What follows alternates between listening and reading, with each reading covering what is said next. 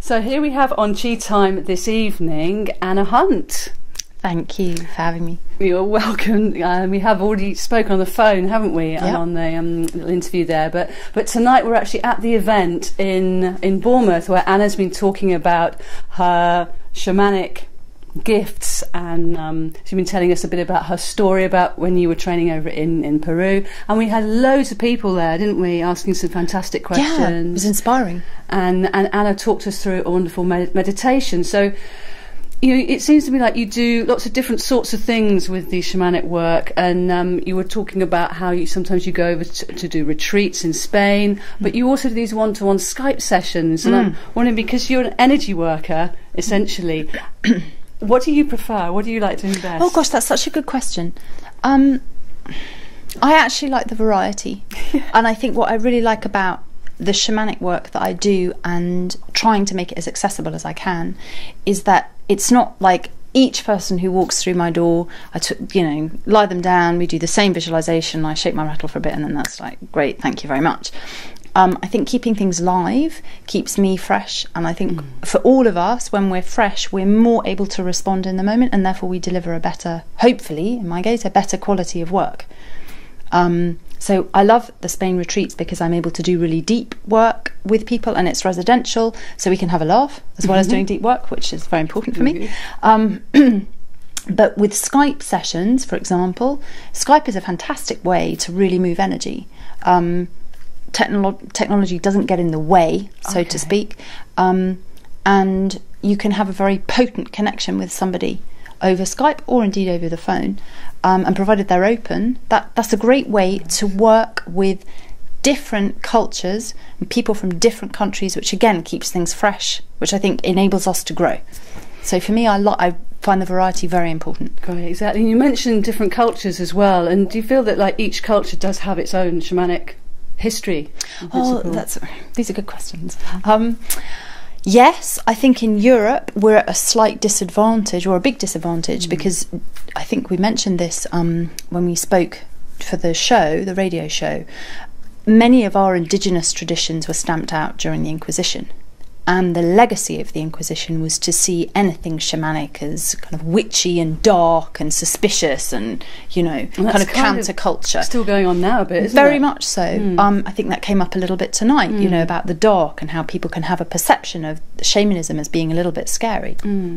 But there are pockets throughout Europe where indigenous traditions are really strong. So the Swedish have the Sami culture, which has really powerful indigenous traditions. They're different to what I do in terms of their slightly more formal, and certainly the stuff I do can be ritualized, but they perceive what they do very much, they label it as a religion. For me, I don't think shamanic practices are religious in nature. You don't have to believe a certain thing, you don't have to do a certain thing, you don't have to observe certain things. Shamanic practices can align and just sit quite naturally and easily in with the way you want to live. But I think there are indigenous traditions throughout the world, and it's very interesting and in a way comforting tapping into those practices, because it teaches us that so many of these techniques have been in existence for thousands of years, and that has to give them a validity.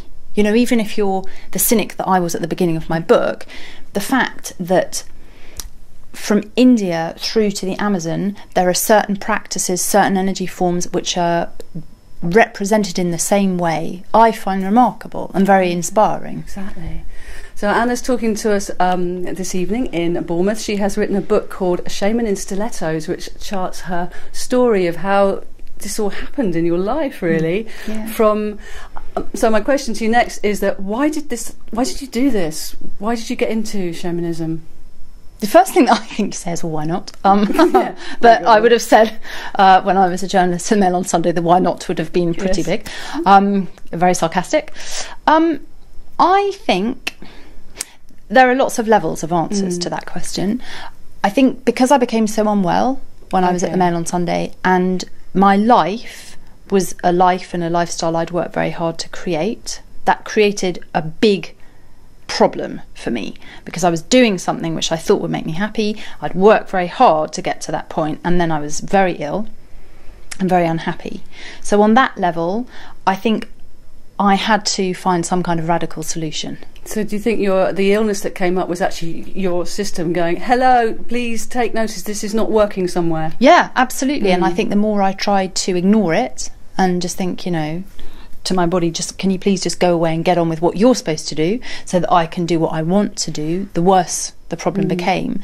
And shamanism was probably the first thing I found which actually started to alleviate the difficulties. So that was quite a big thing for me. And then the steps to me actually getting to doing what I do now, I don't think life is a linear experience, and I don't think the way we kind of progress and live is a linear thing. I think certain things happen which move you in one direction and then something else, and that will move you.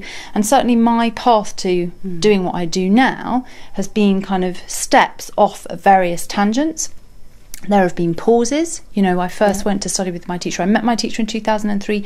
I studied with him in 2005. There was then quite a long pause where I needed to work, earn money, before I could start the book. So it's not been like that. It has been much more, you know, like that. But I think increasingly I've just tried to follow. Obviously, I've had my kind of intentions and my ambitions, but I've tried to follow the river, and sometimes it's not led where I've wanted it to. It was you just gesticulating that. It sort of felt to me like it was almost like a dance, that you were dancing from one element to another, and sometimes there was the pause in that dance, and then there was where's the next step going to take me? And that's a beautiful way of expressing it. And do you do dance? Yes, I do, and I love dance. Yeah, and from a shamanic perspective, that's a fantastic way to release. So for me, dancing is a really lovely way. Normally my release practice is very mindful, whereas with dancing you just allow your body to move as it wants, so it's a very nice kind of unchoreographed way of, spontaneous, completely, and just kind of getting out of your head and not having to think. And do you do that with drumming, or do you do that to Kylie Minogue?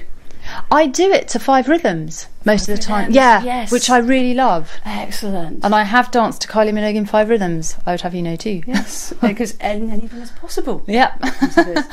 So one of the aspects I'd like to ask you about, so a totally salient point I think for 21st century living, is this point about where your teacher is not a guru, that you are your own guru, you're becoming your own shaman, and that's a very important part of how you teach and what you were suggesting tonight, and sort of to hand that over to people, to not necessarily believe everything that's being told you, to actually question, like you said, we're going to the meditation now, but you don't have to close your eyes if you don't want to, you know. And is that something that has grown up through how you were taught, or it's just something that you really feel innately? I think when I went to Peru, and this is mentioned in my book, and my teacher started messing me around big time, and I went through that real kind of I don't want to sound pretentious, but kind of dark night of the soul, in terms of really doubting myself and thinking, good God, what the hell have I done? I'm going to be a laughing stock when I go home, all that kind of mental jazz. It took me a long time to understand what he was teaching me, and we've talked about it a lot since, and we've both vented our spleen about it too, but he was showing me that he is a human being. And I've dipped my toe into some of the personal development work available in the West, and indeed I've learnt some techniques from some of those self-proclaimed gurus. And what I've noticed is how dangerous it can be when a big group of people is around somebody charismatic, and it's like some kind of force field begins, and there's a lot of projection to this one person, and a lot of giving away of power. And I've observed that myself, and it's always made me feel extremely uncomfortable. If you don't feel right, if I'm leading some workshop and somebody doesn't feel comfortable with what I'm saying, I would wholeheartedly encourage them to not do what I'm suggesting to do. And if it gets to a point where they're really uncomfortable, I would wholeheartedly encourage them to leave. You know, I'm trying not to come from a place of ego where I need people to kind of be patting me on the back and saying, wow, that's the best visualization I've ever done, or whatever. Equally well, I know from quantum physics, the world is perfectly balanced. So I can go into a room, I will only ever have 50% with me and 50% against me. That is an irreducible fact of life. So whatever people might be saying, that's how it's going to roll. So there's no point if I'm really trying to walk my talk in attaching, as I say, I wholeheartedly try to empower people with what I do, regardless of the technique that we're using. And that starts at home. So absolutely tonight, if people didn't feel comfortable closing their eyes, don't close your eyes. If people don't want to do the damn visualization, don't do it. If you hate the sound of the rattle, that can be, maybe it's pulling up some stuff you need to release which is uncomfortable. And maybe you don't want to release that stuff, in which case it's absolutely fine to do what you need to do to serve yourself. We have to be responsible for ourselves. Our culture really doesn't encourage us to do that. You know, our culture is a nanny culture. So on it, don't you think? Really, I'm totally behind you here. Thank you. So that self-empowerment, but allowing yourself to be the natural power within you, and not to have that told off or stamped out of you, but to share those observations and those experiences, but in an authentic way that, you know, because that's the only way we really learn, is when we do it ourselves. Completely. And like you say, to take responsibility and not to expect someone to nanny you all the way to the gate. Yeah, and it's impossible. I always remember my teacher saying, a shaman isn't God. The only person who can change you is you or God. A shaman can assist, but if you don't want it to happen, it's not going anywhere. So you talk about this bridge, don't you? Having a bridge there, and throughout all the ceremonies as well, making sure there's somebody there holding that space and just overseeing the whole. So there is a responsibility there when you have students, of course. Completely, and when you have clients. Yes. But you know, there's that phrase, isn't there? The duty of the student is to outgrow the teacher. Nice. I can't get, you know, that's universal law. Yes. So I can hold space, but each person needs to grow and needs to fly. And for some of my clients, you know, there'll come a point where I might need to push them a little bit so they don't keep coming back, because they're ready to go forward themselves, and that can be painful for me, you know, if I'm kind of very attached to them and I'm kind of like, oh no, I really love our kind of 2 monthly sessions, for example. But that's life, you know, and we all, I think the best part of ourselves, for all of us, in whatever sphere we work, we want to pay forward. And you know, that might be, I say sphere we work, sphere we live, that might be as a mum. You know, our job is to empower our kids and to educate our kids so they can make the right choices for them. We can't tell them what are the right choices. They've got to make those choices. But it's a similar thing, and I think that is a great, for all of us to learn that self-responsibility is a huge asset for ourselves and for the people around us. Yeah, we're able to do it with the support at our back. I like to say, paying it forward, and it's almost like our ancestors are coming through us and we're paying forward what they've given us as a backbone. Yes. Part of the shamanic tradition is very much about honouring ancestors, yeah? Absolutely. And for a shaman and a student, and the shaman's teacher and teacher and teacher and teacher, really being part of that lineage is extremely important, and it's an extremely important quality control, in my opinion. That might be the term we'd use today. You know, in terms of my teacher and the way I learnt in Peru, he chose me. I then had to choose the path, and I thought I'd chosen it, but I hadn't really. So he pushed me to see, are you serious or not? Yeah. Oh, I don't know. Yes, I am. But then you're not accountable just to yourself. It's not like, okay, I've done a course, that's that, and now I'm going to set myself up and I don't need to bother studying again. That's the route to becoming a very ill healer. Right. You know, we've all met people who kind of heal every Tom, Dick and Harry that walks through the door, supposedly, and then just kind of ends up getting worse and worse themselves, because they're not constantly referring back to a teacher, constantly learning more, constantly growing. And as you say, the ancestry, the heritage is incredibly important. It's one of the sources. You don't want to step out of line. I think a problem with some, talking about Peru now, because shamanism has become such a part of the zeitgeist. The problem with spiritual tourism and this interest around kind of things like ayahuasca and so on is that some people have set themselves up without doing a proper training, without doing this kind of lifelong commitment between your teacher and you. And that is out of alignment with heritage, with the ancestors, and that is not good for clients. It doesn't create that safe space we're talking about, and it can create some adaptation of the traditions which possibly aren't the best thing. Yeah, tricky area, but authenticity, the key in your heart, is going to guide you, isn't it? Absolutely. To the right people and the right way of learning for you, certainly. So, Anna, do you think you could come down to Bournemouth and do a workshop?